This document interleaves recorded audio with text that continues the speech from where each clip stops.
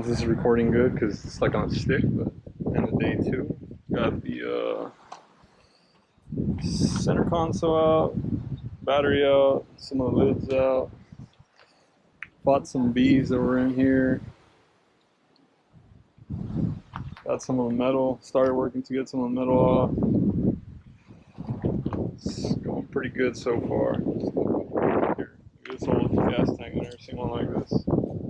Extremely flammable. Probably should have took that off before I start putting sparks everywhere. She looking good so far.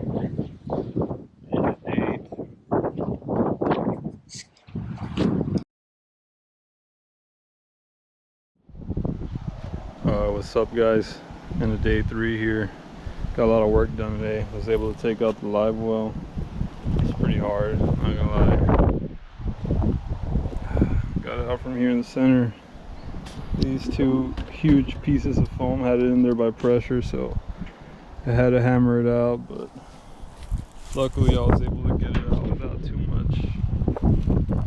much damage to the block, so it looks like I'll be able to reuse that aluminum. Then I was able to get out the get off the motor too today.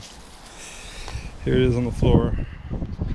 A little bit of trouble with the bolts, but we got it off in the end. I'm gonna have to rebuild the transom. You can see it's falling apart, but I already knew that when I bought it, so wasn't too worrying. But yep, work's going good. It's almost down to a complete shell now.